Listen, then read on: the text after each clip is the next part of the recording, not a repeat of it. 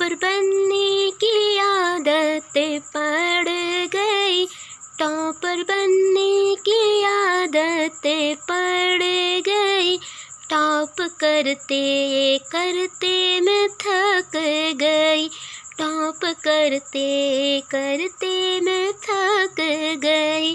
Ram Ram Ram Ram Ram Sita Ram Ram Ram Ram, top करते करते मैं थक गई, राम राम जपते मैं रुक गई, पढ़ते पढ़ते मैं तो अब थकने चली, राम राम राम कहने चली।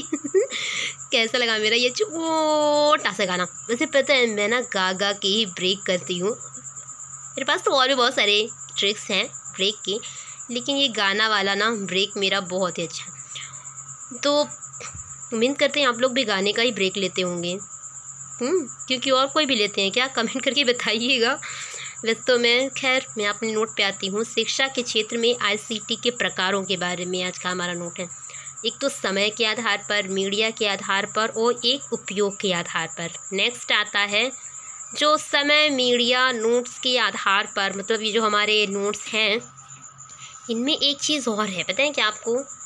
समय के आधार पर तो नया और पुराना हो सकता है, मीडिया के आधार पर संकेत और प्रसारण भी हो सकता है, उपयोग के आधार पर ही एक है जो आईसीटी की शिक्षा से रिलेटेड हो सकता है, आईसीटी की समर्पित शिक्षा से रिलेटेड हो सकता है और आईसीटी के सक्षम शिक्षा से रिलेटेड हो सकता है।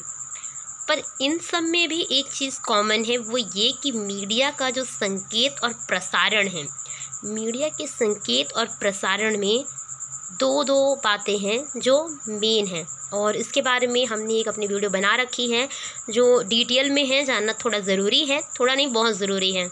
जेआरएफ टॉपर बनना या नहीं, अगर बनना है तो ज़रूरी है as a most important topic. तो एक है एनालॉग डिजिटल जो संकेत से रिलेटेड है, आपको एक एनालॉग जो मतलब धीरे धीरे चलता है, और एक डिजिटल है जो एक स्पीड से जाता है फिर स्लो होता है, फिर स्पीड से जाता है फिर स्लो होता है, डिजिटल है भाई। फिर एक आता है प्रसारण से रिलेटेड। तो एक तो तुल्यकालिक होता है, मतलब एज अ आप कह सकते हैं कि मतलब पॉसिबल होता है कि एग्जाम्पल दे सकते हैं आपस में, बहुत सारे होते हैं, और एक जो नॉन एग्जाम्पल होता है, एग्जाम्पल्स वगैरह उसमें ज़्यादा नहीं दे सकते हैं आप।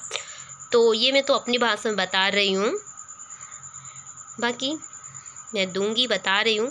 तो ये आईसीटी यानी कि शिक्षा के क्षेत्र में आईसीटी के प्रकार जो समय, मीडिया, उपयोग, नया पुराना, संकेत, प्रसारण, शिक्षा के लिए, समर्पितता के लिए, सक्षम के लिए, एनालॉग डिजिटल, तुल्यकालिक और अतुल्यकालिक, ये पॉइंट्स हैं जो याद करना बहुत ज़रूरी है। कभी पूछ लेता है कि समय के आधार पर तो नया हो सकता है, पुराना हो सकता है, नया पुराना दोनों हो सकता है या कुछ नहीं हो सकता, तो आपको बताना पड़ेगा कि नया पुराना दोनों है।